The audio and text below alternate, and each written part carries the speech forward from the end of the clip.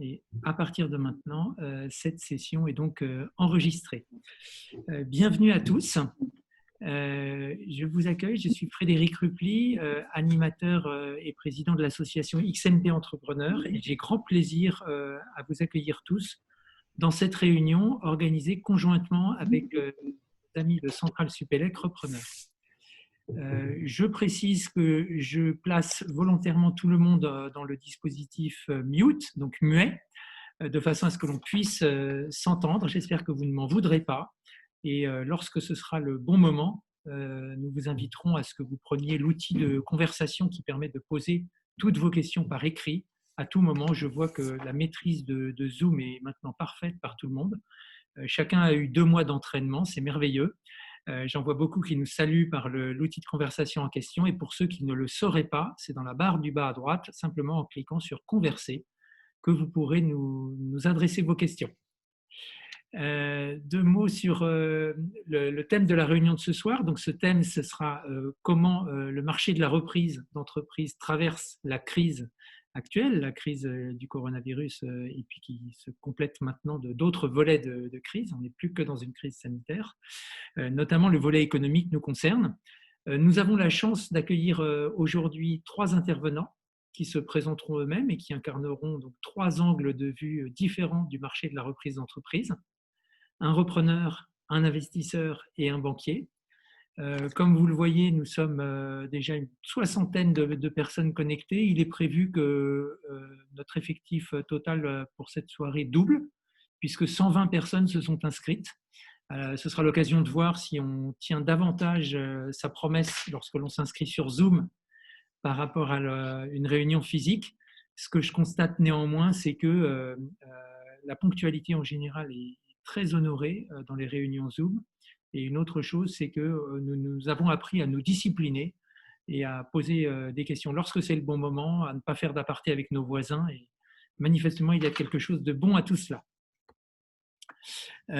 Donc, vous êtes tous placés sur l'option muet, pour ceux qui nous ont rejoints en cours de route. Et je vous remercie d'accepter cette règle du jeu. Je vous propose quelques mots sur XMP Entrepreneur et puis je passerai la parole à Pierre Brutowski, qui est mon homologue en haut à droite sur mon écran, peut-être qu'il est ailleurs sur le vôtre, et qui donnera quelques mots sur Centrale Supélec Repreneur. Et puis nous entrerons progressivement dans le thème de la soirée de ce soir. Donc XMP Entrepreneur, son nom trahit son origine, une association d'aide aux futurs entrepreneurs parmi les communautés d'anciens de 3 écoles d'ingénieurs, l'X, les mines et les ponts. Donc nos membres actifs sont par définition en premier lieu des anciens de ces 3 écoles et par extension tous ceux qui sont concernés par l'entrepreneuriat et qui à un moment donné ont vu de la lumière et sont entrés dans l'une ou l'autre des réunions que nous organisons ou l'un ou l'autre des événements que nous organisons.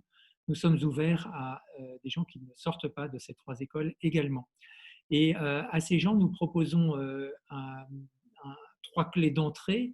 La première clé d'entrée, c'est celle de la reprise d'entreprise, c'est celle qui nous réunit ce soir. Mais il y en a également 2 autres, qui sont la création d'entreprise ou le développement de son entreprise.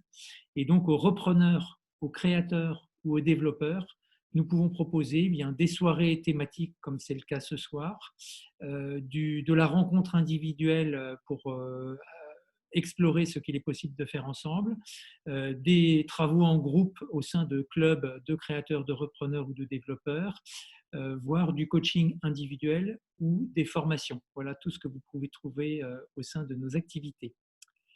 Je passe la parole à Pierre Brutowski qui nous parle quelques instants de Centrale Supélec Repreneur. Bonsoir à tous. Un grand merci de participer à cette session et également à nos intervenants. Donc, Centrale Supélec Repreneur est aussi un groupement donc aujourd'hui de l'association commune à Centrale et à Supélec, puisque vous savez qu'il y a quelques années, nos 2 écoles ont fusionné. Maintenant, notre association des anciens élèves est aussi fusionnée depuis octobre dernier. Le club repreneur donc s'adresse à tous les repreneurs dès l'amont, quand ils se posent la question s'ils sont faits ou pas pour la reprise, et donc on essaye de bien leur présenter ce que c'est que ce métier de repreneur et les questions à se poser avant de rentrer dans un tel processus. Pour ceux qui ont choisi de reprendre une entreprise, nous les aidons à travers un certain nombre de sessions comme celle de ce soir à leur présenter les différentes étapes de la démarche et les bonnes pratiques à utiliser. Et puis nous sommes un endroit d'échange et d'ouverture à un réseau. Donc nous essayons de faire bénéficier l'ensemble des repreneurs de nos écoles pour qu'ils rencontrent les personnes à rencontrer pour maximiser pour réussir leur processus. Si je ne sais pas s'il y a des anciens de Supélec ce soir dans l'assistance, mais donc c'est encore beaucoup. Le bureau est aujourd'hui mené par 4 anciens de Centrale. Et encore une fois, notre association d'anciens élèves maintenant est commune à Centrale et à Supélec. Donc s'il y a des vocations d'anciens Supélec, ils sont vraiment les bienvenus à nous rejoindre. Donc, nous sommes 4 membres à ce bureau. Alain Monroche, qui est le trésorier, Lionel Canis, Jean-Christophe Ostrich et moi-même, qui avons 3 parcours différents, ou 4 parcours différents, mais qui sommes à votre disposition pour vous aider. Voilà, je ne vais pas en dire plus. N'hésitez pas à nous contacter. C'est facile maintenant au travers du site de Centrale Supélec ou sur LinkedIn de nous retrouver et nous serons heureux de participer à la réussite ou à la réponse de vos questions en amont ou à la réussite de votre processus si vous êtes repreneur. Merci Pierre. Nous allons donc entrer dans ce thème du soir, reprendre une entreprise pendant cette période de crise et des conséquences de la crise sanitaire. Ce thème est né grâce à nos échanges au sein de G2E. C'est l'occasion quand même de faire un tout petit détour pour dire en un mot ce que c'est que G2E. G2E, Grandes Écoles Entrepreneurs. C'est donc la fédération, c'est un petit peu le Bruxelles qui nous réunit tous. C'est la fédération de toutes les associations dont nous faisons partie, tant Centrale Supélec Repreneur que XMP Entrepreneur, que les autres. Celle du CNAM, le CLENAM des Arts et Métiers, qui est une association assez puissante, celle de l'INSEAD, celle de l'ESSEC, et j'en oublie évidemment. Et celle d'HEC qui vient de nous rejoindre et nous n'avons pas encore fait le plein, donc G2E a vocation à continuer à se développer en tant que fédération d'associations d'aide à la reprise, à la création ou au développement d'entreprises. Une initiative de G2E que je porte à votre connaissance. Je passe la parole pour cela à Antoine Borelli qui en 1 minute va nous parler de cette initiative à destination d'un public de repreneurs. Antoine, il faut que tu reprennes le micro en désactivant le mode muet que tu réactiveras tout à l'heure. Voilà, j'espère que ça marche. Est-ce que vous m'entendez? Parfait. Bon. Eh bien, bonsoir à toutes et à tous. Donc, il me revient le plaisir de vous annoncer la naissance d'un nouveau service. Grandes Écoles Entrepreneurs G2E lance un groupe repreneur composé de collègues, femmes et hommes qui se sont fermement engagés dans un processus de reprise. Et l'idée, c'est de constituer un petit groupe de personnes déjà membres des clubs d'entrepreneurs, des associations d'alumni, des écoles membres de G2E, idéalement de profils et d'expériences un peu différents les uns des autres, mais tous très motivés par l'entrepreneuriat et donc qui seront cooptés pour démarrer dans la 2e quinzaine de septembre 2020. Les objectifs du groupe, c'est premièrement de ne pas laisser le candidat repreneur seul et isolé. Deuxièmement, de partager ses expériences sur la reprise au fur et à mesure qu'elle se déroule. Troisièmement, de travailler et d'échanger sur le sourcing. Et enfin, quatrièmement, de bénéficier des échanges et de riches compétences croisées. Le groupe va fonctionner avec des réunions tous les 15 jours, dans les réunions de la Maison des Arts et Métiers, dans des locaux de la Maison des Arts et Métiers à Paris, et il sera animé par des animateurs des clubs membres de G2E, dont nombre sont autour de moi là, dans cette salle aujourd'hui.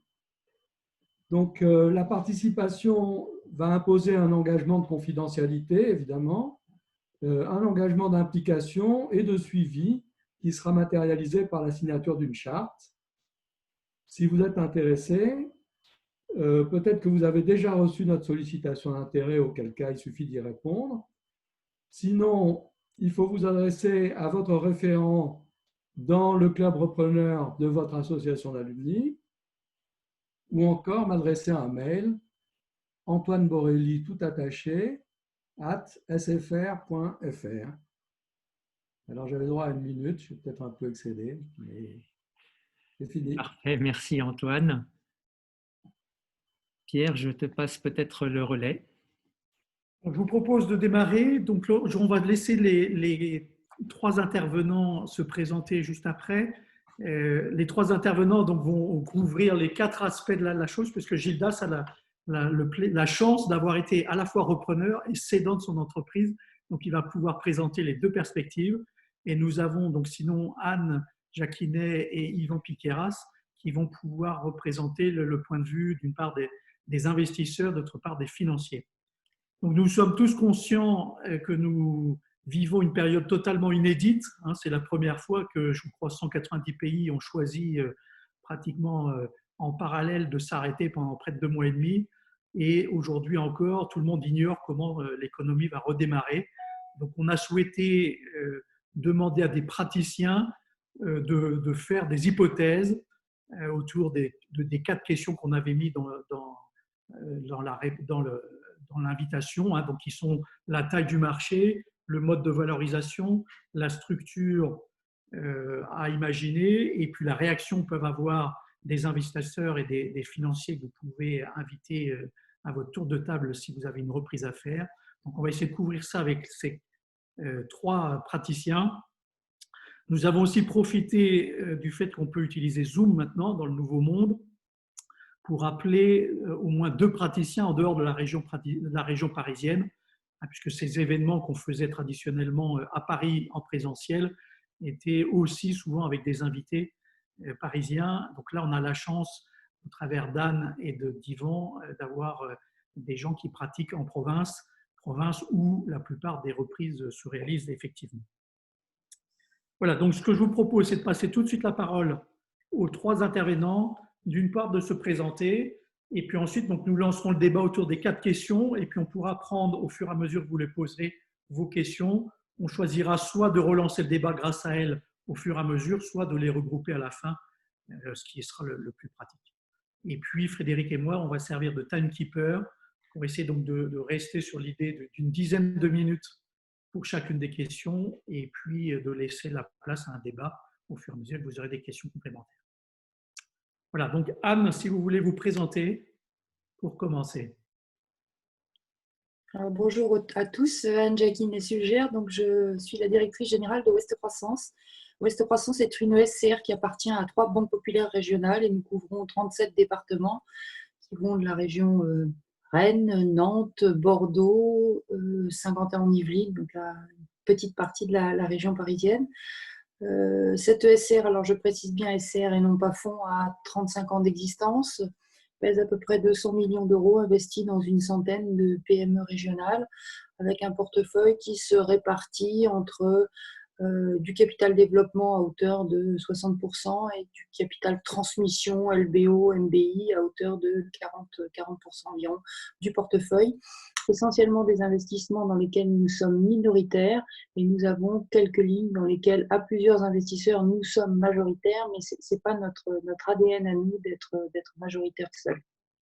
Voilà pour être assez brève sur la présentation. Ma présentation et celle de Ouest Croissance. Je suis disposée à répondre aux questions s'il y en a. Gilda, si avec des tickets peut-être, préciser juste nos tickets qui vont de 300 000 euros, donc on commence à intervenir dans des petites entreprises, des petites opérations de capital développement, jusqu'à 10 millions d'euros environ, ce qui nous permet en région de couvrir une grande partie des opérations qui peuvent se monter.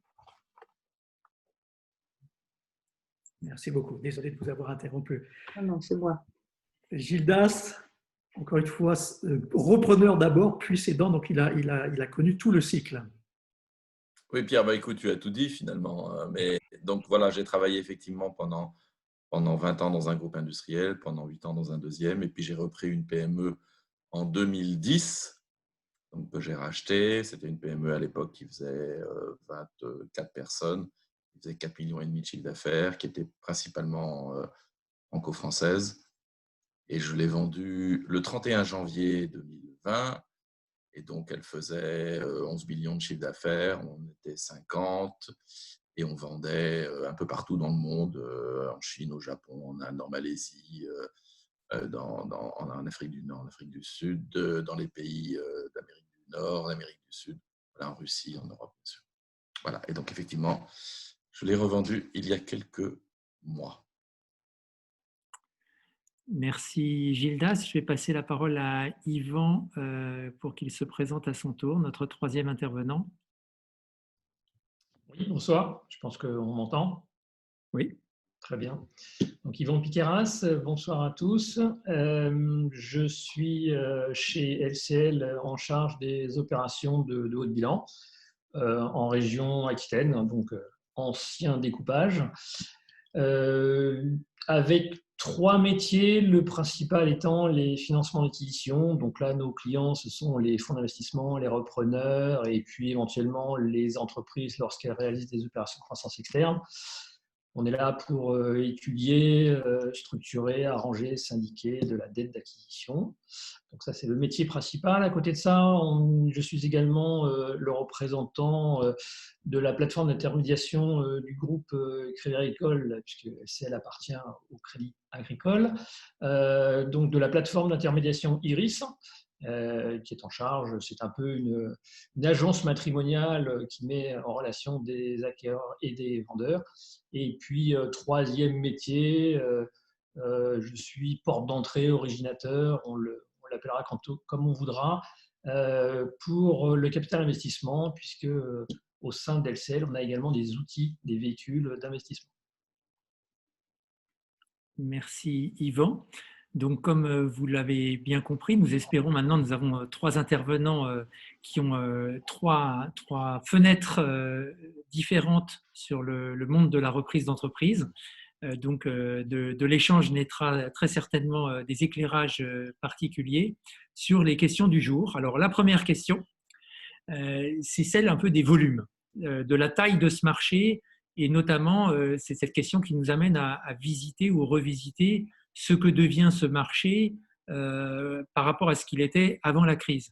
Donc la question qui est posée, c'est est-ce qu'on verra à l'issue de cette crise, comme on l'a vu après la précédente en 2008-2009, une baisse du nombre des dossiers et du côté des cédants, est-ce qu'on va maintenir son entreprise en vente et du coup, quel conseil, si on pouvait se projeter jusque-là, quel conseil chacun de nos intervenants aurait envie de donner aux repreneurs qui sont dans la salle et qui se posent cette question? Voilà un peu tout ce qu'il y a autour de la question de la taille du marché et de son évolution. Alors, nous n'avons pas d'ordre à qui les poser, mais on va donner la parole à Anne Jacquinet peut-être pour commencer. Désolée Anne, vous risquez, seule femme parmi nos intervenants, d'être choisie à chaque fois. Alors, je pense qu'il y a 2 choses. Il y a d'abord effectivement les éventuels repreneurs ou candidats à la reprise qui étaient déjà en discussion avec des vendeurs potentiels. Donc, nous, les cas qu'on voit autour de nous, c'est que les discussions continuent. Il y aura effectivement des problématiques de valorisation et comment cette année de crise qui est loin d'être terminée, parce que si on parle de fin de la crise sanitaire, je pense que la crise de la dette et la crise des entreprises, elle arrive. Puisque aujourd'hui on a un État qui a mis un peu sous perfusion les entreprises, ce qui est certainement apprécié au niveau international et on regarde ça d'un bon oeil, mais n'empêche qu'elles sont sous perfusion et elles ont aujourd'hui un passif fiscal, social, bancaire, c'est important qu'il va falloir traiter. Donc ça c'est le premier cas. Donc les discussions continuent, se posent des problématiques de valorisation et effectivement de multiples qui vont être utilisés et notamment parce que dans ces entreprises, vous en avez certaines qui prennent la crise de façon plus ou moins optimiste et positive. On en a qui s'en sortent très bien et puis vous avez des secteurs, je vais citer par exemple le secteur de l'aéronautique où il y a encore quelques mois, un sous-traitant aéronautique se valorisait très facilement entre 10 et 12 fois l'EBITDA.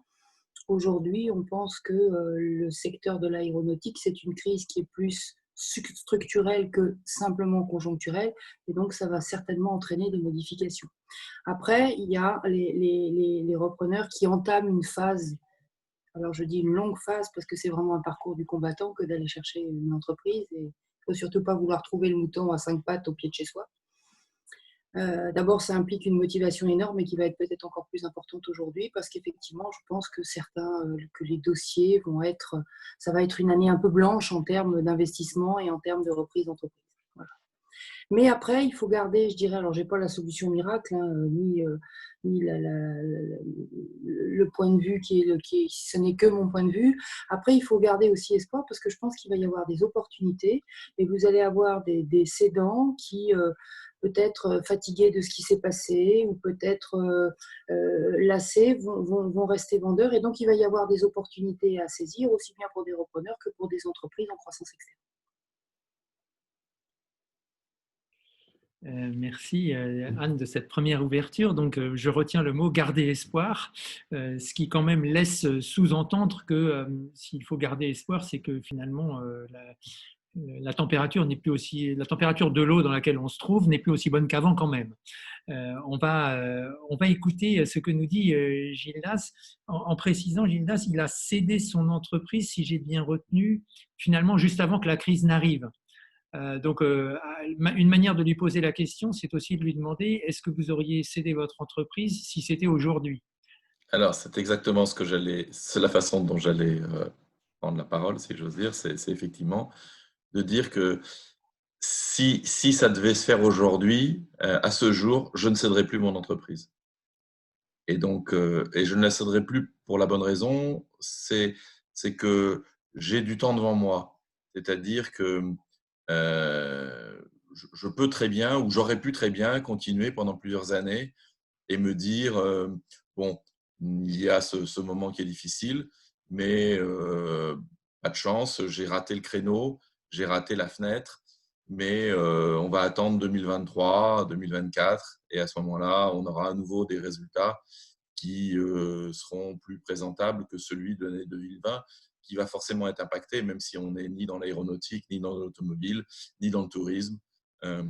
Mais vraisemblablement, enfin en tout cas vu d'aujourd'hui, il y aura un impact sur le résultat 2020. Donc je dirais à la fois, c'est effectivement ma première réponse, elle peut doucher un certain nombre de gens, mais la deuxième partie de ma réponse donne un peu d'espoir, c'est que je leur ai dit, à partir du moment où moi je considère que j'avais du temps. Mais il y a un certain nombre de cas où le temps court parce que soit l'entrepreneur est assez âgé, soit parce qu'il a des problèmes personnels, ou soit parce qu'il commence à en avoir vraiment assez. Et donc là, je rejoins ce qui vient d'être dit. Je pense qu'il y a des opportunités qui peuvent être extrêmement intéressantes. Et d'ailleurs, j'avais lu une étude il y a quelque temps disant que finalement, les fonds d'investissement avaient les meilleures rentabilités dans les investissements qui étaient réalisés par temps de crise. Donc, ça veut dire que, un, il y a des investissements, et deux, effectivement, la question de la valorisation a un impact, et donc a un impact sur la rentabilité si la valorisation est baissée. Merci pour ce témoignage à la première personne. C'est du live, comme on dit. On va passer la parole à Yvan. Yvan, de votre tour de contrôle, puisque vous avez connu plusieurs régions et une longévité assez forte, si j'essaye de me souvenir depuis combien de temps je vous pratique, ça fait quand même quelques années. Vous qui avez ce recul, qu'est-ce que vous auriez envie de nous dire sur cette question de la taille du marché et de l'évolution des volumes et du nombre de dossiers de reprises qui se feront là, dans cette période? Merci d'abord Frédéric de dire que je suis désormais très, très vieux, mais bon, j'assume. Alors juste une précision quand même, hein, les propos que je vais tenir n'engagent qu'Yvan Picaras et absolument pas LCL. Hein, c'est une précision importante. Sur les 4 points qu'on va aborder aujourd'hui, moi je dirais qu'on arrive peut-être un poil trop tôt on va manquer un peu de recul. Ce qu'on observe de toute façon sur les activités de M&A, enfin de fusion d'acquisition et les financements qui en découlent, c'est qu'on a eu un arrêt brutale et totale. C'est-à-dire que l'activité fusion-acquisition s'est arrêtée du jour au lendemain et en fait, nos journées ont été consacrées uniquement à l'étude et à la mise en place des PGE et rien d'autre.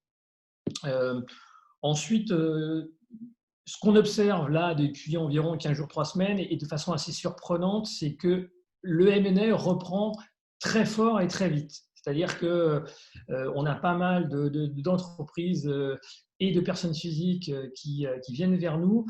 Et ce qu'il faudrait, à mon avis, parce que j'ai entendu qu'on est peut-être dans une période où on flaire peut-être la bonne affaire, mais c'est peut-être aussi le danger de croire que dans cette période, on est en capacité de réaliser des bonnes affaires. Alors certainement, mais ça ne doit surtout pas être la motivation. Après, ce qu'on risque d'observer aussi, c'est d'avoir un nombre d'acquéreurs personnes physiques peut-être plus important qu'auparavant, parce que quand on lit la presse, c'est assez facile de voir que tous les groupes sont en train de se poser énormément de questions, qu'on a pas mal de plans sociaux et bon, c'est des périodes où, postérieurement à ces crises-là, notamment on a connu ça en 2008, on a beaucoup de candidats, personnes physiques à la reprise, qui arrivent sur le marché. Et là, comme disait Anne, on est fait pour ça ou on ne l'est pas. Et parfois, les gens, il faut aussi avoir des échanges avec ces personnes-là pour confirmer qu'elles sont de bons candidats à la reprise ou pas du tout. Et là est la difficulté. Voilà, on va dire. Et puis ne pas faire comme ce qui s'est passé en 2008. On a connu une crise qu'on croyait très grave et qui finalement était une crisette à côté de ce qu'on vient de connaître. C'est que l'homme a une tendance à perdre assez facilement la mémoire. Et il faudrait, j'espère cette fois-ci, qu'on retienne les leçons du passé. En tout cas, on viendra également derrière aux questions liées à la valeur et au montage. Et là, effectivement, le paysage risque de changer grandement. Merci Yvan pour cet éclairage. Je crois que là, vous avez apporté une réponse très claire à la dernière des questions qui est posée. C'est celle de Sébastien Kurz, que tout le monde peut voir. Vous avez commencé votre propos en disant qu'il est probablement un petit peu trop tôt pour voir quelles sont les conséquences réelles de cette crise. S'il fallait apporter quand même une réponse à la première des questions qui nous a été posée sur l'outil par Éric Dauge, quelles sont les particularités de la crise que nous traversons? Les trois intervenants, je vais vous inviter à voir ce que vous y répondriez, mais il me semble qu'on peut d'ores et déjà dire une chose, c'est la notion d'universalité, au sens où quasi tous les secteurs sont touchés. Je n'ai pas dit tous les secteurs, je dis quasi tous les secteurs. Et c'est quand même assez rare d'avoir un tel effet aussi rapide, aussi massif. Donc le tissu économique me semble affecté dans une proportion inégalée. Est-ce que je me trompe en disant cela et quel éclairage complémentaire auriez-vous envie de donner? Parole libre chez nos intervenants. Vous avez raison, tous les secteurs sont touchés, effectivement, ça c'est très clair. Et quand on regarde les budgets révisés des entreprises, alors là je ne peux parler que pour moi et les entreprises de notre portefeuille, elles ont toutes fait des budgets avec des baisses de chiffre d'affaires liées, alors pour certaines, à des fermetures administratives obligatoires, d'autres à moins d'activités qui varient aujourd'hui entre 50 et pour les mieux 20%. Je ne parle pas de quelques entreprises qui, elles, s'en sortent très bien parce qu'elles sont sur des secteurs, je pense notamment le bio, certains produits qui sont fabriqués aujourd'hui, les EPI, les équipements de protection individuelle, où là, effectivement, leur activité a plutôt fortement augmenté liée à la crise.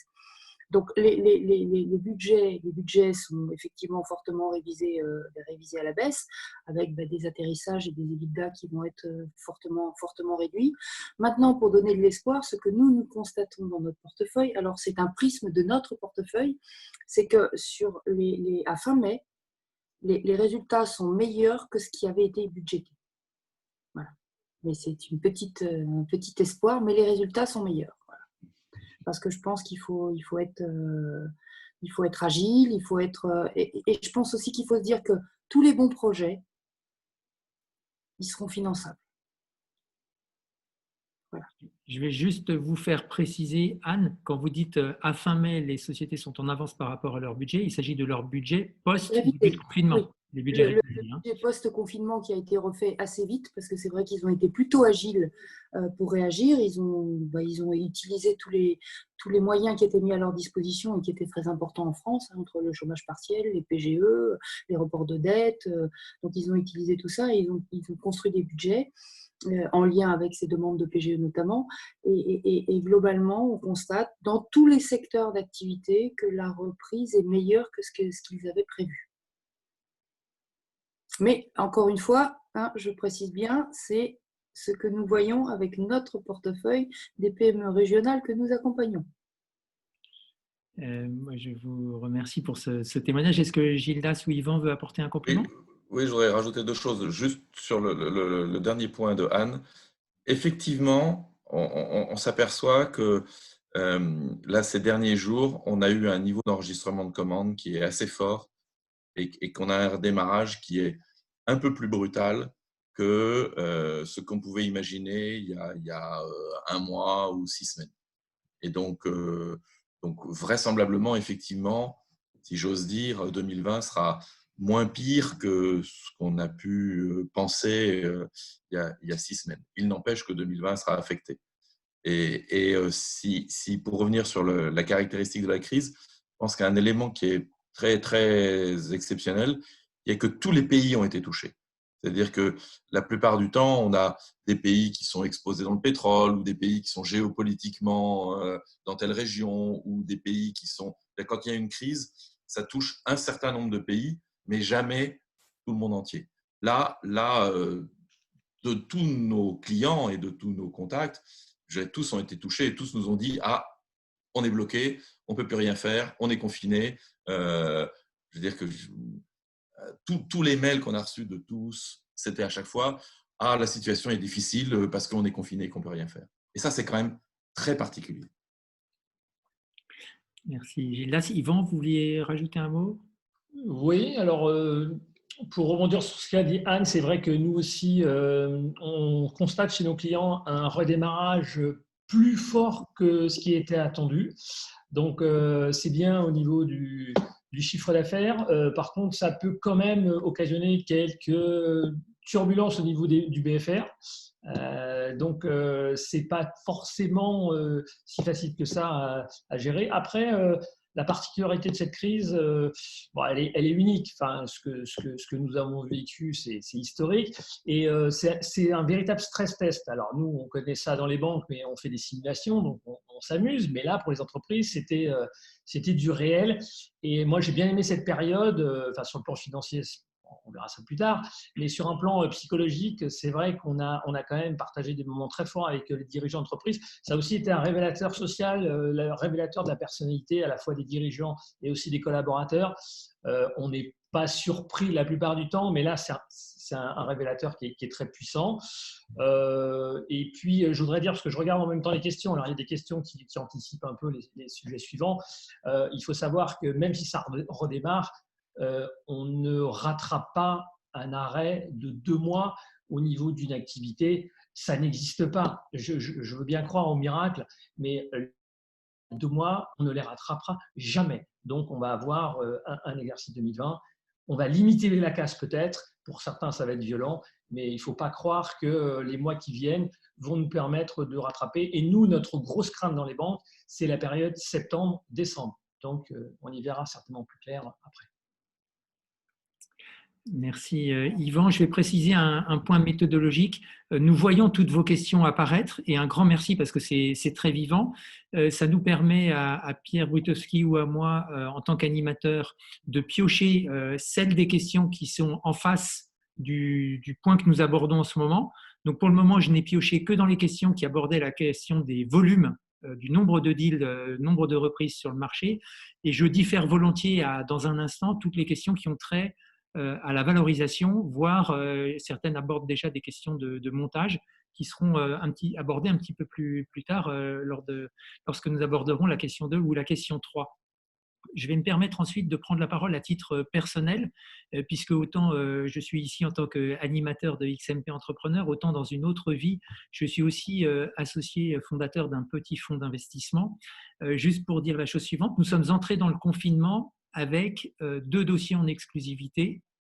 Nous sortons du confinement avec 2 closings en vue. Donc, il y a aussi des choses qui tiennent.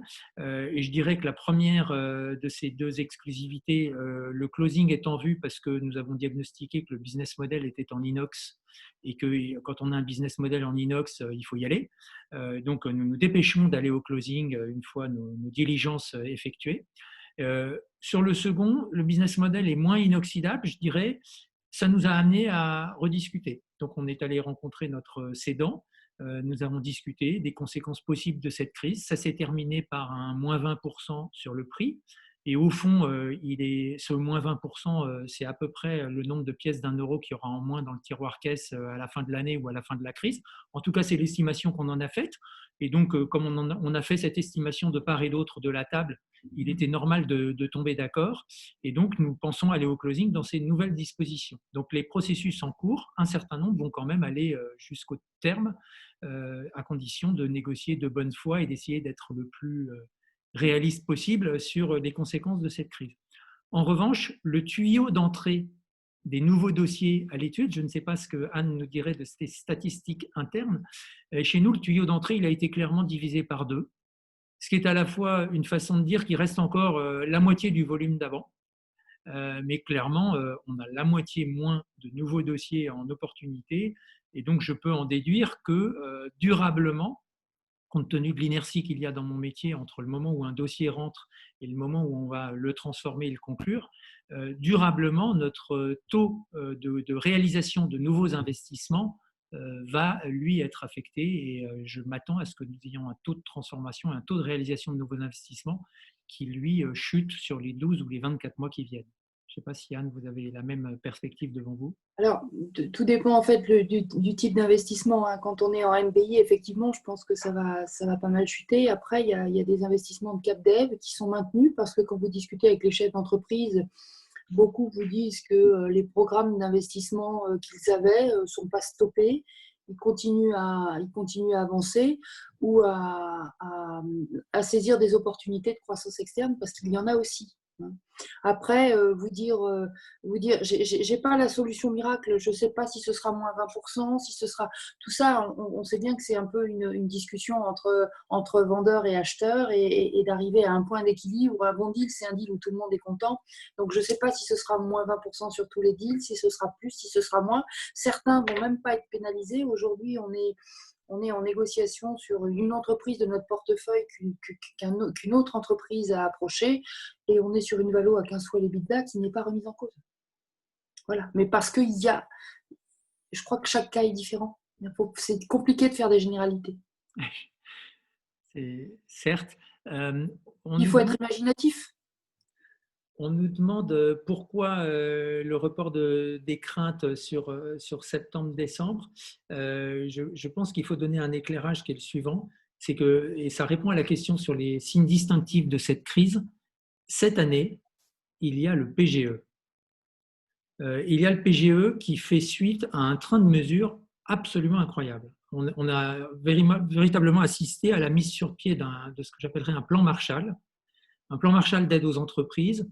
Et le PGE, le prêt garanti par l'État, est venu apporter une bouée d'oxygène incroyable. C'est ce qui fait que les entreprises ne tombent pas comme des mouches maintenant, ce qui répond à une des questions aussi, c'est est-ce qu'on va avoir un nombre de faillites d'entreprises en explosion? Peut-être que oui, mais en tout état de cause, pas tout de suite, puisque le PGE est venu quand même apporter un soutien. En revanche, on va voir dans un instant quelles conséquences le PGE a sur l'appréhension des entreprises et notamment de leur valorisation. Et ça va faire notre transition vers la question 2. Et je vais passer la parole à Pierre peut-être pour animer cette partie-là de l'échange. Alors Frédéric, une précision si c'est possible, puisque oui. Je pense que la personne a réagi sur ce que j'avais dit sur cette période septembre-décembre. Alors, quand on cite le PGE, c'est une chose, mais il y a aussi les demandes de report d'échéance qui ont été généralisées et acceptées assez facilement. On a aussi, quelqu'un évoque le chômage partiel. Donc, il est vrai que certaines entreprises ont on fermait la boutique et les charges, il n'y en avait quasiment plus. Et le paradoxe, c'est que les trésoreries ont monté la plupart du temps. C'était assez marrant de voir que des entreprises qui ne facturaient plus avaient des trésoreries qui augmentaient, avec aussi du chiffre d'affaires embarqué, avec des délais de paiement qui permettaient aussi d'accumuler de la trésorerie. Mais comme vous dites, une fois qu'on aura passé l'été, tout ça sera terminé. Il y aura pas mal de mesures qui seront derrière. Et là, c'est à ce moment-là qu'on verra les entreprises qui ont été mises sous perfusion et qui pourront survivre. Enfin, c'est notre sentiment. Dans l'analyse que nous avons fait avec nos partenaires du PGE, on s'est dit le PGE, il est là pour accompagner ce moment de crise avec les fermetures. On a l'objectif de le rembourser dans 1 an. Parce que si le PGE il est maintenu après 1 an, c'est plus du tout la même histoire.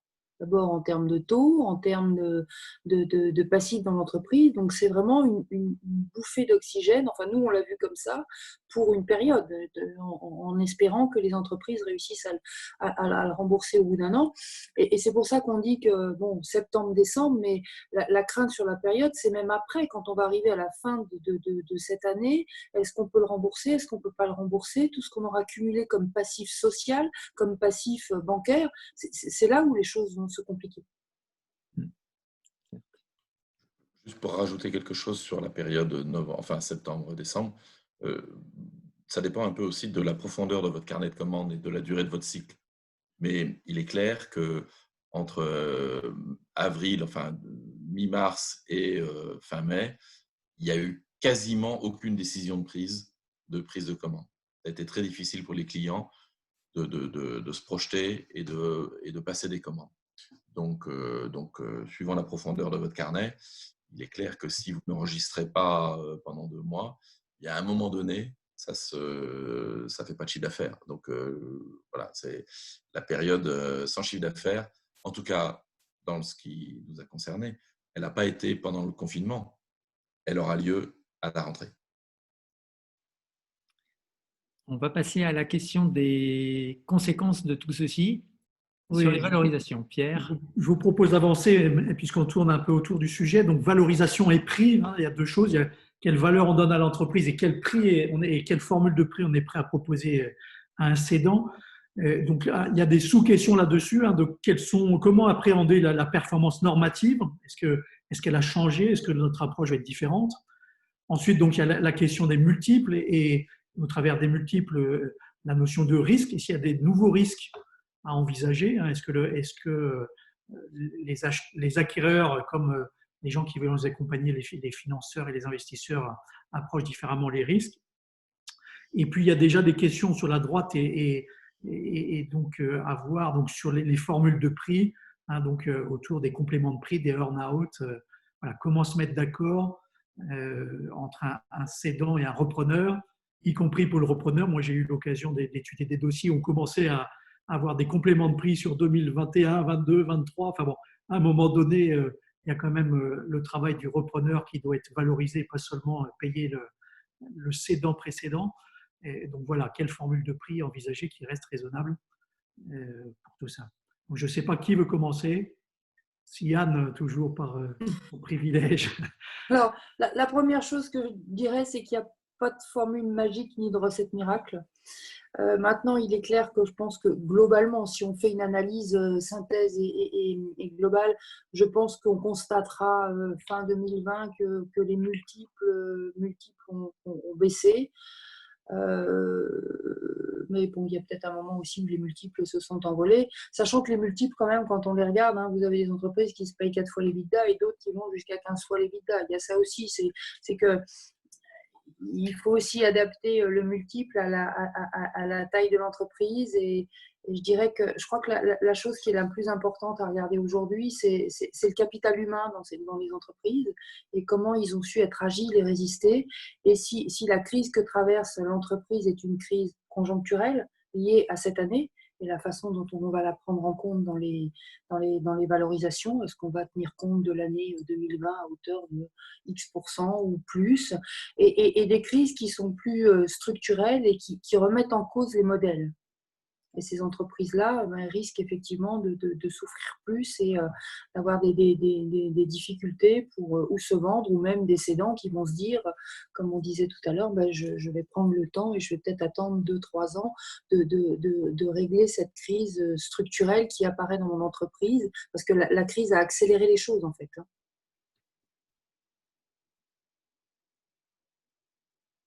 Voilà, je ne sais pas si… Gildas ou Yvan, je vois qu'Yvan est prêt dans les starting blocks. Allons-y, allons-y.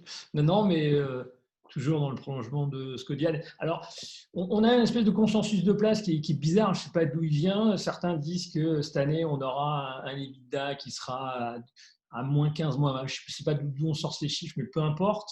On a le fameux EBITDA qui est apparu, donc c'est avant et après Covid. Alors, il faut calculer un EBITDA comme s'il n'y avait pas eu le Covid, ou alors on neutralise cette période-là et puis on arrive à quelque chose de…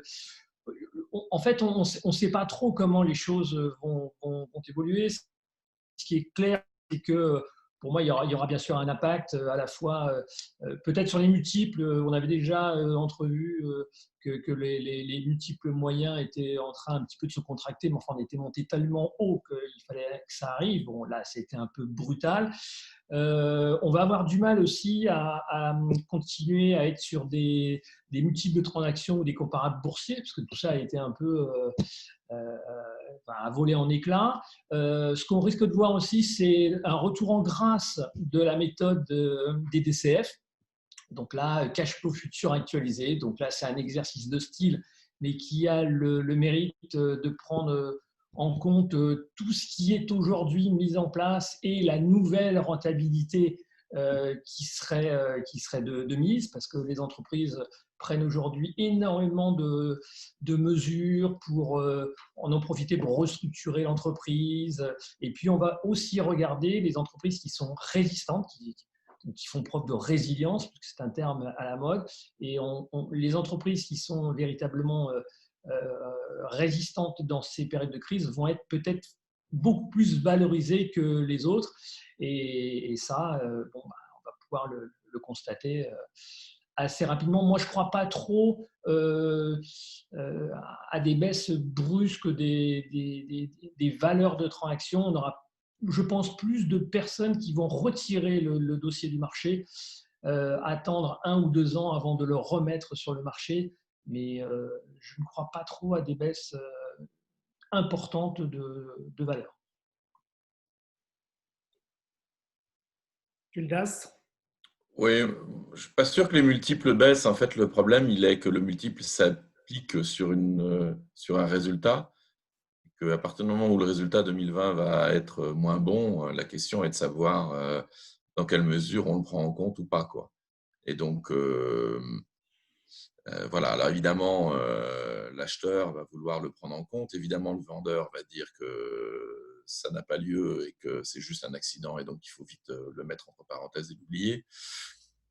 Bon, une idée, c'est effectivement peut-être de donner un earn-out sur les résultats de 2021 ou 2022. C'est toujours, bien que ce soit toujours délicat, parce qu'en fait, le repreneur n'étant plus, enfin plutôt le vendeur n'étant plus aux commandes, il a une maîtrise relativement faible du résultat 2021-2022, mais c'est peut-être effectivement un biais de négociation pour essayer de trouver, pour essayer de combler le gap entre la valorisation que va vouloir obtenir l'acheteur et celle que va vouloir obtenir le vendeur, suivant qu'on prend en compte ou qu'on ne prend pas en compte ou qu'on prend pondéré l'année 2020. On peut imaginer aussi des systèmes de crédit vendeur qui sécurisent un peu la trésorerie et qui sont liés à l'évolution de l'entreprise. Je crois qu'il faut être imaginatif. Il y aura différentes solutions qui se mettront en place, mais il est clair que dans un sens, on ne va pas avoir une année 2020 impactée à 100% les valorisations. Mais il y a quand même des secteurs desquels on dit la crise pointe du doigt des problématiques plus structurelles que simplement le conjoncturel d'une année compliquée parce qu'on a été fermé. Et là aussi, il y a des entreprises qui sont plus résilientes. On a dans notre portefeuille des entreprises qui n'ont jamais fermé et qui ont eu des commandes parce que justement, elles n'étaient pas fermées versus d'autres l'étaient. Donc je crois qu'il faut s'adapter au cas, il faut être imaginatif sur les propositions que l'on fera sur les valorisations et c'est surtout avant tout les hommes et l'envie de faire. Parce que là, je crois qu'on va miser fortement sur le capital humain des entreprises et comment elles ont su être agiles, elles ont su résister et ça aura de la valeur. Ce qui est certain, c'est qu'on risque d'avoir des discussions encore plus serrées qu'elles n'étaient entre hackers et cédants. Ça, c'est une évidence, du moins pendant une certaine période. Et après, mais peut-être qu'Anne pourrait nous apporter un éclairage beaucoup plus précis que le mien, c'est que concernant les due deals, on risque peut-être d'avoir des due deals qui sont beaucoup plus étoffés, voire avec des volets qui étaient peut-être un peu oubliés jusqu'à présent. Donc Anne, je ne sais pas si c'est le cas. Les due deals, elles sont quand même, versus il y a quelques années, de plus en plus étoffées. Il y aura effectivement certainement des analyses poussées sur la trésorerie, parce qu'on voit bien dans des périodes comme ça, cash is king. Je veux dire, c'est ceux qui auront réussi à préserver leur cash qui s'en sortiront mieux. Donc, effectivement, il y aura les incidences de BFR qui peuvent grimper parce qu'on a un carnet de commandes avec des soubresauts. Et puis parce qu'on peut avoir aussi, dans ce BFR, on peut avoir aussi des problématiques avec ses clients ou ses fournisseurs. Aujourd'hui, on n'a pas tellement de défaillance des fournisseurs ou des clients des entreprises. Ça peut venir avec des délais d'allongement de règlement ou avec des défaillances qui arriveront parce que les entreprises sont quand même aujourd'hui un peu sous perfusion. Elles sont sous respirateur. C'est pas pour... voilà, on les booste artificiellement pour empêcher qu'elles ne tombent. Alors celles qui tombent, là, on en entend parler de certaines, sont des entreprises qui déjà se portaient mal, donc la crise les a un petit peu achevées, et on aura une deuxième vague d'entreprises qui ne survivront pas à la crise de la dette en fait, et du passif qu'elles engendrent actuellement. Sans parler des entreprises qui peut-être seront défaillantes, non pas de leur fait, mais du fait de leur environnement, que ce soit client ou fournisseur. Tout à fait, oui, c'est ce que je disais, parce qu'il y a ça aussi qui risque d'arriver. Par rapport aux questions qui sont posées sur la droite, donc on a traité, je crois, un certain nombre de sujets, donc pour essayer de trouver la performance normative, enfin pourquoi pas utiliser le DCF, là, donc qui serait plutôt une projection sur le futur, qui reboucle, je suppose, sur les due deals qui nécessitent une approche du rebond, de vraiment essayer de documenter le rebond possible, d'avoir des scénarios. On a parlé des compléments de prix et des earn-out, qui peuvent être une possibilité de trouver un terrain d'accord entre le vendeur et l'acheteur. L'impact du book-to-bill qui est posé par Philippe Breban. Je ne sais pas trop ce qu'il veut en dire par là. Je ne sais pas s'il y a quelqu'un qui veut commenter le book-to-bill. Ça tombe bien, je n'osais pas dire que je ne savais pas non plus, mais donc, si vous pouvez simplement nous expliciter, ce serait bien. Anne, tu dois savoir. Non, je n'ai pas compris ce que ça voulait dire. Par contre, je regardais la question. Le book-to-bill, c'est le carnet de commandes. Oui, mais y a pas, c'est ce qu'on expliquait tout à l'heure. Il y a pas que le carnet de commandes de l'entreprise. Il y a comment ses partenaires et son environnement aussi va se comporter autour d'elle. Ensuite, je voyais la question sur privilégier le deal sans reprise de la cible à 100%, rester 1 an ou 2 avec le vendeur. Ça, c'est vraiment, je dirais, c'est vraiment très particulier et ça dépend vraiment de l'entreprise. Vous avez des entreprises qui sont cédants et qui sont tout à fait capables de s'associer pendant une période avec un repreneur éventuel. Il y a des cas où c'est pas possible, où ça marchera jamais, où 2 ans, c'est long. Enfin, vous pouvez en parler mieux que nous parce que vous y êtes, mais 2 ans d'accompagnement ou 2 ans de partenaires comme ça, c'est pas évident. Moi, j'irais pas trop dans un deal comme ça. Mais bon, ça, c'est moi qui parle. Si ça tient 3 mois, c'est bien déjà, mais bon. Sinon, c'est un bimbo. Et ça peut marcher aussi. On en est à 4. 4. Bimbo? Non, on est à 4. D'accord. Je vois qu'on a dépassé votre moyenne. Dans un contexte particulier. Mais c'est bien. C'est bien. Absolument, absolument. Tant mieux. On reviendra tout à l'heure dessus dans la dernière question sur dans quel cas un financeur ou un investisseur voit un nouveau dirigeant, un MBI, comme une bonne nouvelle, ou au contraire, il aura peur de voir un changement de dirigeant et ça freinera ses ardeurs. On pourra revenir là-dessus sur la quatrième question. Mais voilà. Mais la question. Il y a une question intéressante là sur les outils que peuvent utiliser les entrepreneurs individuels pour se différencier de grands groupes. Je crois qu'il y a une importance, c'est que bien souvent les entreprises qui sont à vendre, les dirigeants y sont fortement attachés. C'est un membre de plus de la famille, c'est un enfant de plus. Et je pense que versus un grand groupe qui va s'intéresser, qui peut-être pourrait protéger pour proposer une valorisation plus importante, on a toujours la crainte de voir l'entreprise se démanteler parce qu'on va l'incorporer dans son groupe, versus un repreneur individuel qui va plutôt être je prends ce puzzle et j'essaye de trouver ma place dans ce puzzle. Et donc, je vais apporter autre chose à l'entreprise et ça peut jouer chez certains vendeurs. Miser sur le capital humain. En tout cas, ce qu'on vient de dire, c'est que finalement, comme le disait Anne, il faut être imaginatif en tant qu'acheteur. C'est-à-dire qu'il faut vraiment percevoir la psychologie du vendeur, essayer d'imaginer s'il va pouvoir rester un certain temps ou pas, s'il va réinvestir, s'il ne va pas réinvestir, s'il est prêt à rester au capital, s'il est prêt à accepter un earn-out. Enfin, il est clair qu'il va y avoir un gap, c'est-à-dire qu'encore une fois, la performance 2020 étant globalement en baisse par rapport à ce qui sera ou ce qui était usuel, il va forcément y avoir un gap entre l'acheteur et le vendeur à un moment donné. Donc après, ce gap-là, c'est tout l'objet de la négociation et c'est tout l'objet d'être imaginatif dans une négociation pour arriver à combler ce gap et à trouver une solution qui finalement va convenir au vendeur tant qu'à l'acheteur. Mais effectivement, on est dans une période où il peut y avoir beaucoup plus de place libre à des schémas un peu pas ordinaires. Je voudrais apporter un complément sur la notion de valeur, toujours sur cette question de la valorisation, parce que nous pouvons avoir en tête l'évolution d'un des index de valorisation des entreprises. Il y en a plusieurs, mais je vais prendre celui publié par notre confrère Argos, l'Argos Mid Market Index. On peut quand même se souvenir que cet index est passé entre 2008 et 2009, je crois, de un peu plus de 9 à 5,7, je crois.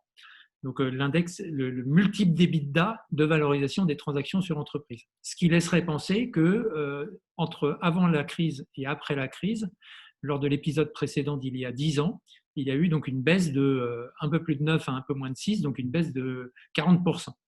Est-ce que toutes les valorisations vont baisser de 40% demain? Alors moi, je voudrais dire pourquoi je ne le crois pas.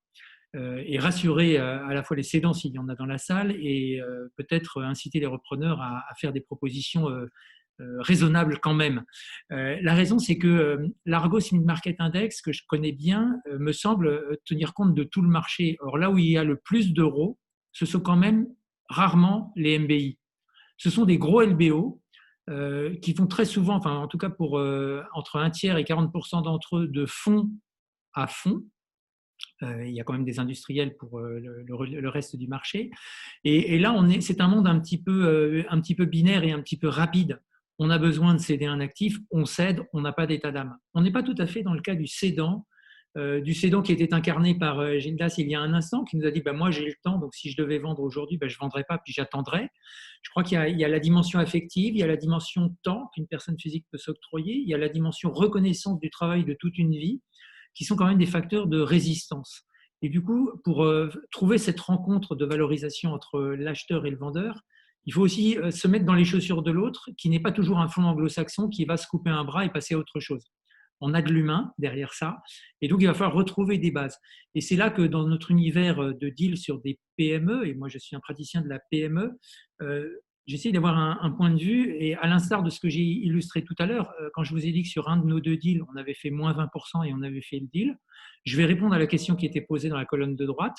C'était aussi en donnant un retour à meilleure fortune sur les 20% d'abattement Alors, on pourrait appeler ça un complément de prix, mais enfin, bon, là, les conditions d'octroi de ces 20% en complément de prix sont quand même sérieuses. Il faut vraiment revenir à l'état d'avant pour que ce soit payé. Donc, est-ce que l'entreprise reviendra vraiment à l'état d'avant et est-ce que ce complément de prix sera payé? Je n'en sais rien. Mais on a vraiment fait ça sous forme plutôt d'un retour à meilleure fortune. Mais moi, j'incite à trouver des bases. Je vois que quelqu'un nous le publie. Merci Vincent. J'incite à trouver des bases où on comprend ce que ferait l'autre, de l'autre côté de la table, pour essayer de trouver la valorisation. Et j'en reviens à cette considération basique, c'est combien de pièces d'un euro il manquera dans la caisse quand tout ceci sera fini. Et c'est de ça qu'on doit défalquer le prix, et ni plus ni moins que de ça, parce que là-dessus, on a des chances de converger, d'avoir un regard qui converge avec celui du cédant. Au passage, donc, nous pouvons regarder la courbe de l'Argos Mid-Market Index. Je ne sais pas si c'est facile de le projeter. Et merci Vincent pour ceux qui le visualisent sur leur écran. Il est passé de 9,1 à 5,7. Le 9,1 était atteint entre 2006 et 2007. Donc, il y avait déjà eu des prémices de baisse sur 2008. Et on est tombé effectivement en 2009 à 5,7. Et je rappelle qu'en 2019, on est monté à 10,3. Donc, à nouveau sur un sommet, ce que nous savons tous. À nouveau sur un sommet, avant d'avoir une baisse au premier trimestre 2020, dont nous ne connaissons pas évidemment le fond. Et on peut penser que ceux qui ont acheté à 5,7 ont plutôt fait une bonne opération en 2015 ou 2016. Moi, je vais surtout confirmer en tant que praticien que les deals que nous avons faits en 2007 et 2008 étaient payés trop cher. Et Juste pour... 9 Oui, en 2007 et 2008, ceux qui étaient payés avant la crise ont été payés trop cher. Oui, d'accord, mais ceux de 2009 ils ont été payés moins cher. Mais tous n'ont pas été gagnants pour autant. Cette courbe peut être utilisée comme un argument pour les acheteurs, cette fois-ci, pour montrer aux cédants qu'il faut vraiment très rapidement être raisonnable. Je voudrais rappeler, donc, comme son nom l'indique, c'est un indice mid-market, donc normalement des entreprises entre 15 et 500 millions de valeur, ce qui est quand même la fourchette haute, même très très haute, même à 15 millions, on est dans la fourchette haute des MBI. Enfin voilà. Et donc cet indice est à prendre avec beaucoup de pincettes. Ce que j'avais vu aussi comme étude, c'était que les valeurs extrêmes, ce dont parlait Anne tout à l'heure, les 10, 12, 15, avaient été beaucoup chahutées.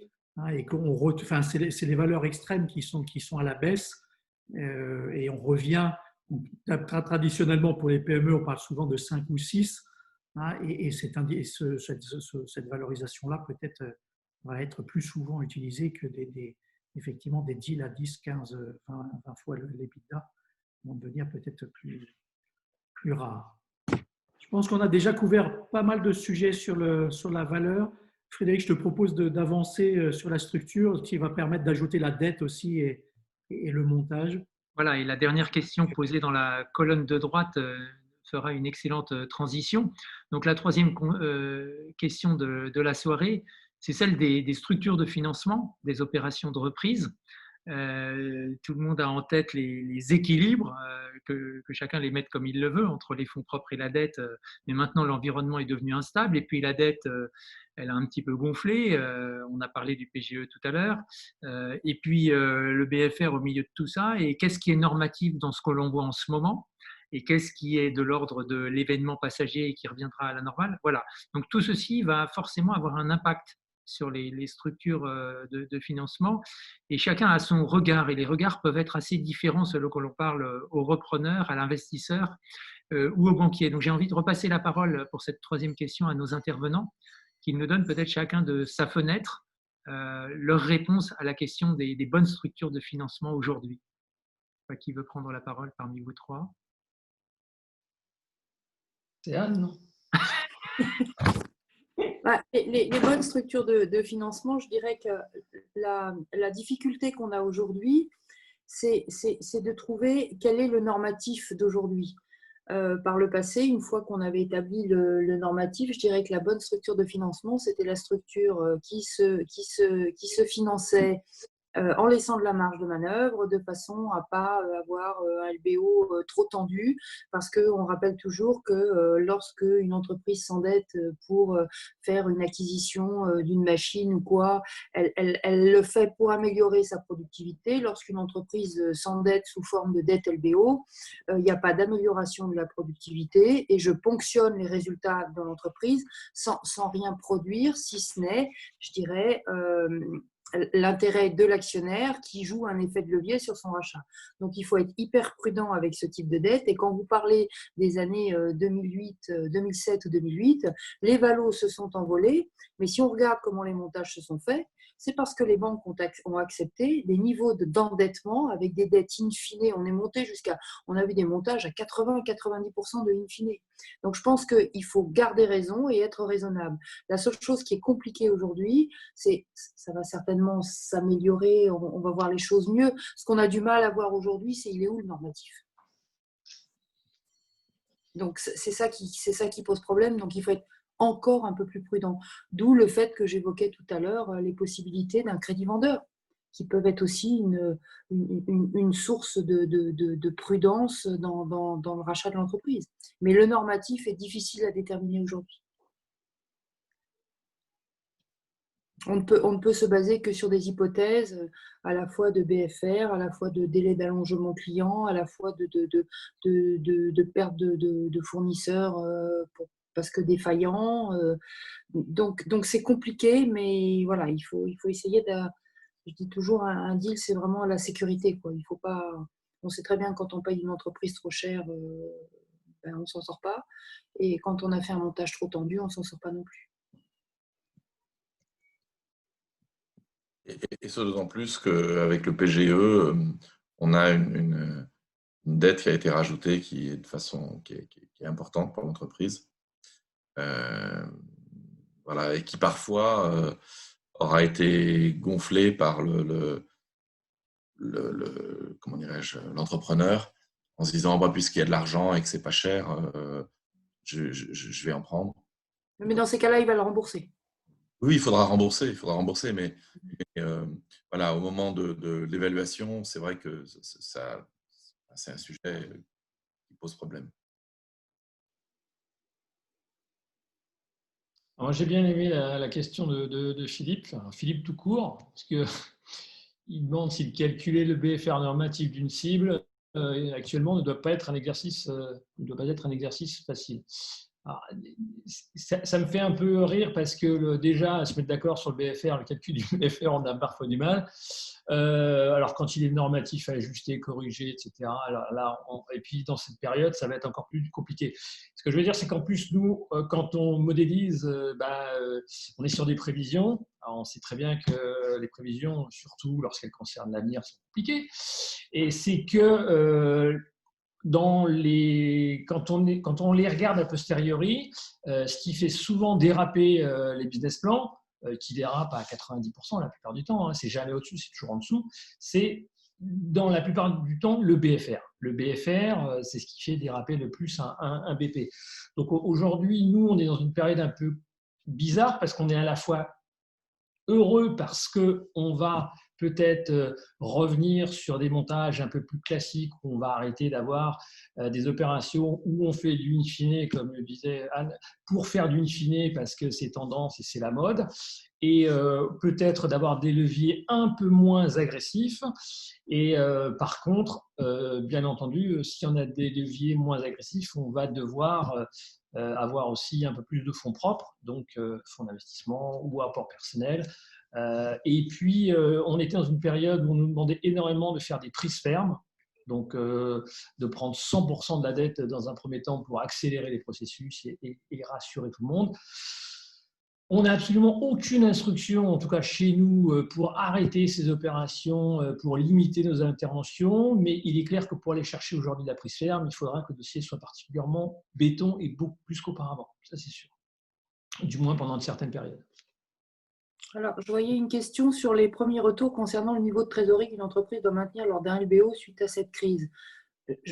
Je ne sais pas suite à cette crise parce que la crise, elle n'est pas finie et je ne sais pas. Ce que je sais dire, c'est que nous, par prudence, on aimait toujours, dans un montage LBO et encore plus en MBI, avoir 1 à 2 années d'échéance de LBO en trésorerie par sécurité, parce que c'est compliqué d'aller prendre la place de l'ancien dirigeant.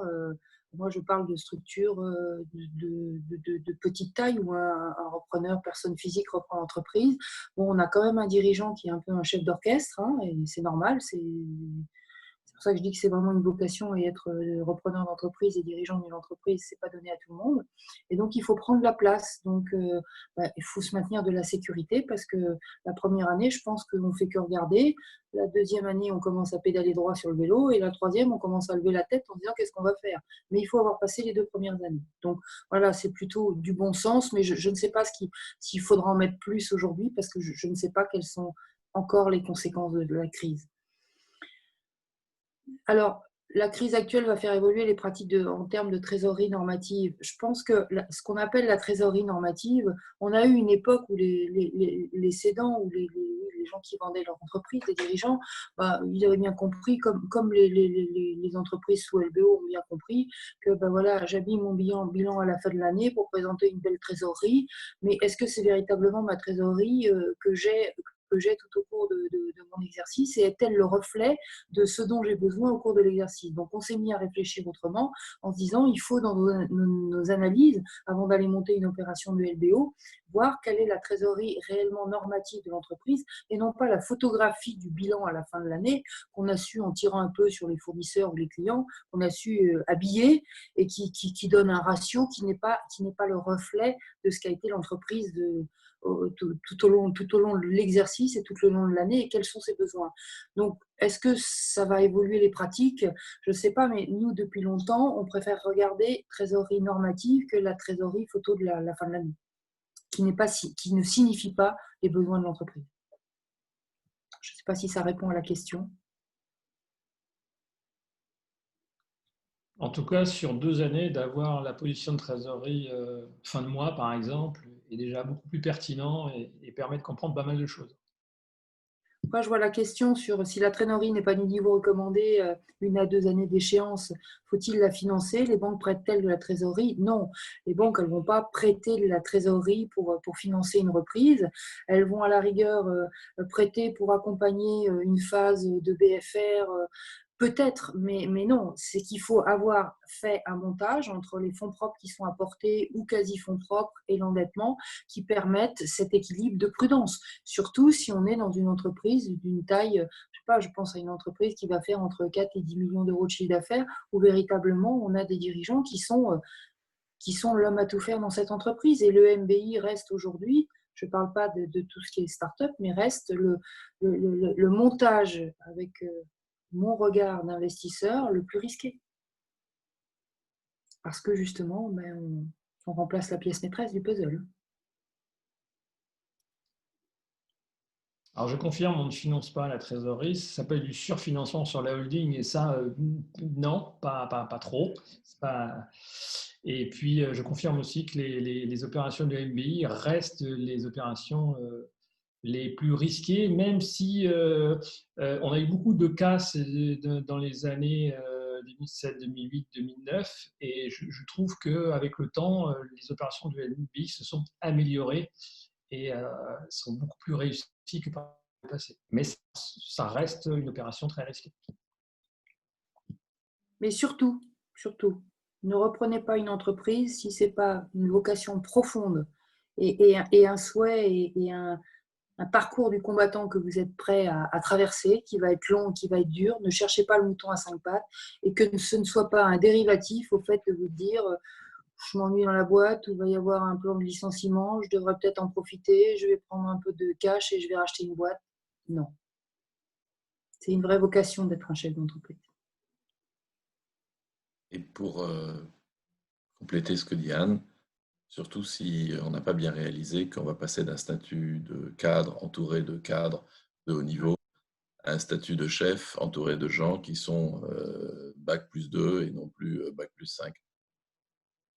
Et l'objectif va être de les amener à s'améliorer et à grimper dans l'entreprise, parce que quand cette entreprise sera à vendre, le capital humain comptera beaucoup. Et le chef d'entreprise qui est le chef d'orchestre tout seul et qui n'a personne autour de lui, il n'a pas de management intermédiaire, et ben même si son entreprise elle a des bons chiffres, elle vaut moins cher qu'une entreprise qui peut-être sera pénalisée avec un management intermédiaire qui pénalisera les l'EBITDA, mais qui aura au moins une structure sur laquelle le repreneur pourra s'appuyer.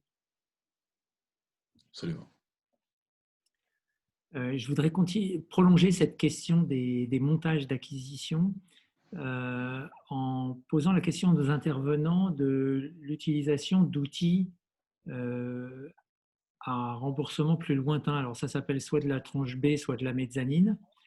Est-ce que je parle peut-être largement à nos deux praticiens, Anne et Yvan, quel est le regard que vous portez sur des montages qui sont l'identique l'un de l'autre, mais il y en a un qui comporte une part dont le remboursement est plus lointain? Est-ce que c'est le genre de produit que vous avez tendance à privilégier en temps de crise ou pas? Non, moi, c'est des montages que je privilégie le moins possible. La dette in fine, ça veut dire qu'on n'a pas, ou on a payé trop cher la boîte, ou on n'a pas mis le montage adéquat parce qu'on n'arrive pas à la rembourser. Donc, il faut les mettre de la dette à 8 ans, à 9 ans.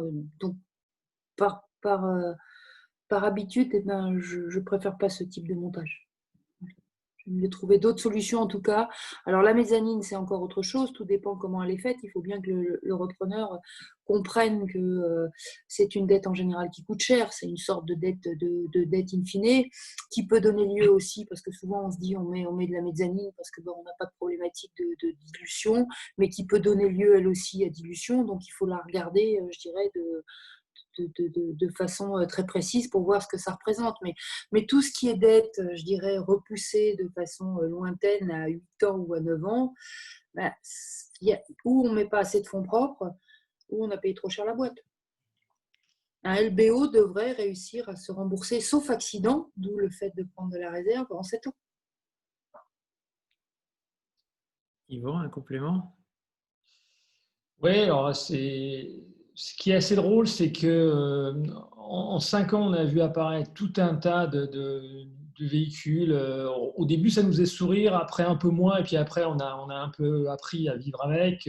Mais bon, il y a de l'unitranche, il y a de la mezzanine, maintenant il y a de la tranche C avec des fonds de dette, et puis on a eu l'Euro PP, les choux shine. Enfin bon, alors je suis très heureux d'entendre un investisseur dire qu'il ne faut pas non plus viser des montages trop agressifs.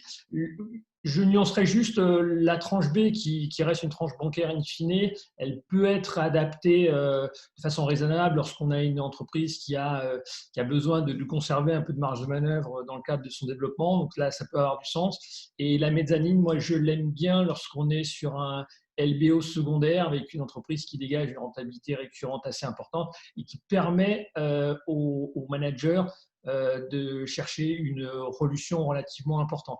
Donc ça peut avoir du sens de cohabiter avec une mezzanine, mais sinon je partage, je ne suis pas un fan des montages trop agressifs parce que ça se paye à un moment ou à un autre. Il y a justement une question qui vient d'être posée et qui est peut-être adressée à vous, Yvan. Est-ce que le délai classique de 7 ans vous paraît remis en cause? Bon, alors 7 ans, je dirais même 6-7. La tendance est plutôt à 6 ans sur la tranche amortissable et 7 ans en in fine, même si on a pu voir à une certaine époque 7-8, mais on avait tendance à plutôt voir du 6-7. Moi, je dirais que surtout pas, parce que si vous allongez, c'est que ça revient un peu au même. Si vous allongez la durée, c'est que le montage il n'est pas suffisant. Non, on va rester, je pense, sur ces délais classiques. Et si ces délais ne sont pas suffisants, c'est qu'on aura une structuration qui ne sera pas optimale, il faudra la revoir. Je me demande si celui qui a posé la question ne voudrait pas savoir si par hasard la communauté bancaire n'aurait pas envie de raccourcir les délais à cause de perception d'un risque accru. Ah non, franchement, il n'y a pas de raison. Il n'y a absolument aucune raison de raccourcir ces délais. Non, là, ce serait même dangereux de le faire, à mon sens. Surtout dans des montages MBI où il ne faut pas oublier que l'entreprise elle a besoin de temps. Et ce n'est pas en 3 ans qu'on peut rembourser une dette. Et vous, Gildas, dans votre acquisition d'abord et puis dans l'acquisition de votre repreneur, il y a eu des animaux spéciaux du financement qu'on ne rembourse jamais ou pas? Du financement qu'on rembourse jamais, ça c'est toujours embêtant, mais quand j'ai acquis effectivement l'entreprise, j'ai levé une dette qu'on peut appeler dette mezzanine, etc. Enfin, c'est une tranche B, puisque j'ai émis des obligations auprès de tout un réseau d'amis qui n'étaient remboursables que après le remboursement de la dette bancaire. Bon, il se trouve que j'ai pu rembourser la dette bancaire en 6 ans plutôt que 7, mais donc la 7e année, j'ai remboursé mes obligations sans souci. Mais effectivement, j'avais ça. L'intérêt de ça, quand même, c'est d'avoir un remboursement de cash qui ne pèse pas dans les premières années et de se donner un peu de liberté pour garder le cash. Maintenant, le risque, effectivement, c'est de vouloir faire un montage qui est trop tendu et qui finit mal à un moment donné. Donc, voilà. Et en ce qui concerne mes acheteurs, non, ils ont une dette classique remboursable sur 7 ans et il n'y a pas d'animal étrange. Mais vos obligations étaient une sorte de love money avec des gens que vous connaissiez qui vous permettaient de ne pas avoir de dilution, à qui vous versiez un intérêt annuel et qui se remboursait après la dette senior. Ce n'était pas la vraie dette mezzanine avec des systèmes de relution, Absolument, c'était des obligations non convertibles et donc qui permettaient de garder complètement le contrôle. Donc avec des gens qui m'ont effectivement fait confiance. Donc ça veut dire que c'était uniquement un réseau de gens que je connaissais et qui ont cru en moi, mais qui m'a permis de lever plus que Bien sûr, ça augmente l'effet de la dette levier. bancaire, quoi. Mhm. Il me semble que c'était du quasi-fonds propre et que c'était forcément bienvenu dans un montage. Alors, ça a été traité comme du quasi-fonds propre, donc effectivement, les banques l'ont considéré de façon tout à fait positive. Et voilà, c'était un peu plus rémunérateur pour les obligataires que le taux d'intérêt de l'époque. Et puis surtout, pour moi, ça permettait d'augmenter la dette, si j'ose dire, enfin, d'avoir une dette bancaire qui était plus élevée, tout en gardant une poire pour la soif en termes de sortie de cash et de trésorerie pendant les 7 premières années. Mais c'est du quasi-fonds propre. S'apparenter à de la love money. Oui, Oui. certainement. Mais c'est bien utile. Je vous propose d'avancer et d'aborder la dernière question qui est donc en particulier pour Anne et pour Yvan, en quoi vous verriez dans les prochains mois des dossiers avec bienveillance et est-ce que vous pensez que c'est une période bienvenue pour faire venir un nouveau dirigeant ou au contraire vous préféreriez que les dirigeants restent plus longtemps pour relancer leur entreprise et sortir du rebond?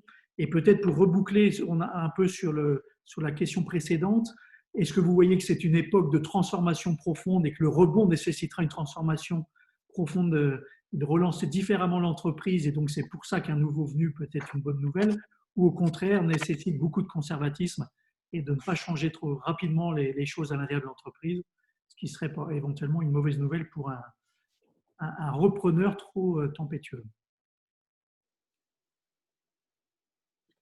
Je pense déjà que cette période de crise a fait beaucoup réfléchir les dirigeants d'entreprise sur les transformations qui s'accélèrent en fait. Je pense que les transformations, elles étaient déjà en cours dans les entreprises. On a parlé de digitalisation, on parle de tout ce qui est environnement, RSE. Donc les transformations, elles étaient en train de se mettre en place et je crois que la crise les accélère. Ça, c'est une première chose. Après, dire qu'on préférerait avoir un nouveau dirigeant ou garder l'ancien, heureusement, et c'est ce qui fait l'intérêt de notre métier, c'est vraiment du cas par cas. Je ne sais pas répondre à cette question. Pour donner un éclairage, il est clair qu'aujourd'hui, les repreneurs sont en partie occupés à gérer tout ce problème de PGE, chômage partiel, télétravail, etc. Et que ça occupe une partie de la journée qui ne se fait, enfin qui du coup se fait un peu au détriment du développement de la société. Ça, c'est le premier point. Le deuxième point, c'est clair que ça met en lumière des évolutions qui doivent être faites dans la société. Ça met un projecteur en disant qu'il faut aller plus vite sur certaines choses. Donc on voit bien que, comme le dit Anne, sur un certain nombre d'aspects de digitalisation, etc., il y a un coup d'accélérateur qui doit être mis parce que on se rend compte que la façon de travailler évolue. Et certes, elle évoluait, mais il y a un coup d'accélérateur. Il y a chez les clients, chez les fournisseurs, chez les salariés, il y a une espèce de choc qui induit des transformations qui sont nécessaires.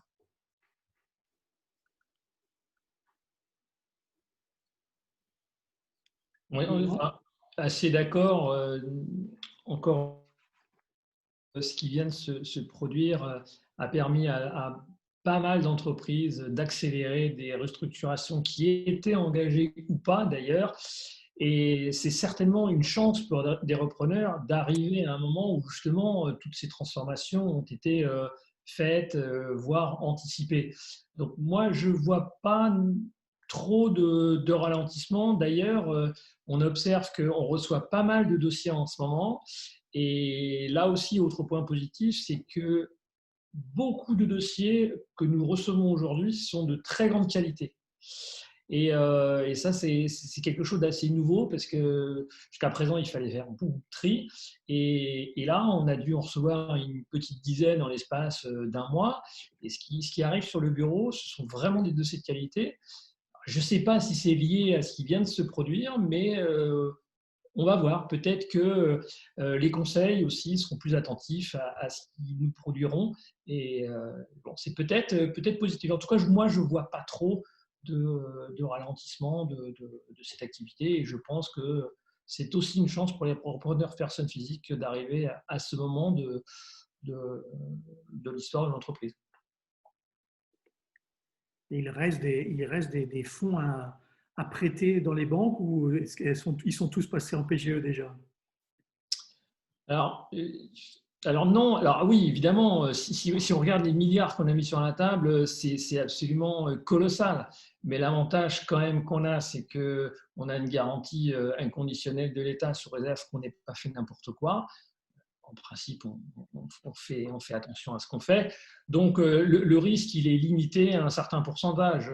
Pour la plupart des PGE qu'on met en place, notre risque, il est de 10%. Heureusement, parce que si on avait dû pondérer ça à 100%, on aurait fait exploser nos différents ratios prudentiels. Et là, on ne prêtait absolument pas. Ceci étant, on s'aperçoit qu'on a différents types de PGE. On a des PGE qui sont vraiment nécessaires, d'autres qui le sont un peu moins. Donc, il va y avoir aussi une phase où c'est plutôt l'inverse qui risque de se produire, c'est qu'on risque d'avoir une période pendant laquelle on prêtera peut-être moins, mais pas de notre fait. Yvan, est-ce que vous pouvez répondre à la question d'Alexis sur le fait que le PGE est maintenable s'il y a un changement de propriétaire ou est-ce qu'il devrait être remboursé au moment de la cession? Alors, dans la plupart des PGE, mais je reste prudent parce qu'on a vu dans cette période que les banques n'avaient pas toutes la même approche. C'est assez unanime de dire que la clause d'actionnariat, elle joue. Donc, la clause d'actionnariat a été maintenue. Ce qui peut-être a été moins fréquent, c'est la clause de défaut croisé. Mais en tout cas, oui, lorsqu'il y a un changement d'actionnariat, en règle générale, on demande à ce qu'il y ait un remboursement anticipé obligatoire. Je vous ai coupé, Anne. Non, je disais que du panel que nous avons pu voir, un PGE, un contrat. Je n'ai pas vu deux contrats de banques qui soient identiques sur la partie, sur cette partie PGE. Donc, il y a des banques dans lesquelles nous avons une clause une clause de changement de contrôle et on en a d'autres dans lesquelles il n'y en a pas. Et les modalités des PGE, on a été très étonnés, nous, quand on les a vus, sont différentes d'une banque à l'autre. Comme quoi. En tout cas, nous, sur 100% des PGE mis en place, on a une clause d'actionnariat. Mais il faut vraiment partir du principe que le PGE, il est fait pour être remboursé au bout d'un an. D'une part, et puis moi je me permets d'apporter mon petit grain de sel. Moi j'ai, comme vous Anne, un portefeuille d'entreprises dont la proportion d'entre elles qui utilisent un PGE est assez importante. Pour beaucoup d'entre elles, on va jusqu'à les fameux 25% du chiffre d'affaires de l'année dernière. Même si il fallait rembourser ce PGE sur 5 ans, ça ferait quand même 5% du chiffre d'affaires à consacrer au remboursement du PGE pendant les 5 prochaines années. Je pense que c'est juste un poids extrêmement important qui va falloir très difficile à porter pour celui qui est dans le LBO actuel. Et si nous transmettons l'entreprise à quelqu'un, je pense que ce quelqu'un, il a besoin de remodeler la structure d'endettement de l'entreprise à sa main de manière plus safe que de garder cet engagement-là. Donc, quand bien même la ressource paraît pas chère pour le moment, je suis de votre avis. Le PGE n'est pas fait pour financer les LBO d'après. Sociétaire, notre conviction, nous, c'est que la plupart des PGE ne seront pas remboursés dans un an. Oui, mais s'ils sont pas remboursés, ils donneront lieu à réaménagement et ce ne sera pas dit on va le rembourser en 3 ans, en 4 ans. Il y aura peut-être une restructuration complète de la dette de l'entreprise. Parce que si on prend l'essence même de ce PGE, il était fait pour pallier à une difficulté ponctuelle liée à l'absence clairement de chiffre d'affaires, donc de facturation, donc de trésorerie. Si au bout d'un an, on n'arrive pas à le rembourser, il faut peut-être se poser d'autres questions et voir autrement l'ensemble de la dette de l'entreprise et peut-être restructurer la dette de l'entreprise.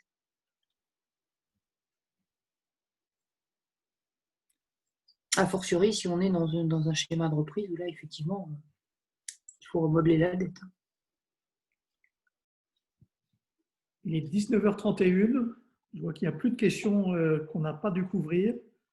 Donc, je vous propose de clore ce débat et de synthétiser. Je pense qu'on a entendu le besoin d'espoir au début, hein, donc de quand même reconnaître qu'on va traverser une période au minimum inédite et peut-être relativement difficile. Donc ça peut être l'occasion quand même d'opportunités. On a tous lu plein d'articles. Ça, je ne parle pas chinois, mais il paraît qu'en chinois, crise veut dire autant une opportunité que difficulté. Je pense que le but de ce soir, c'était d'avoir des praticiens et des gens qui ont vécu l'expérience. Donc, on a eu beaucoup de pragmatisme.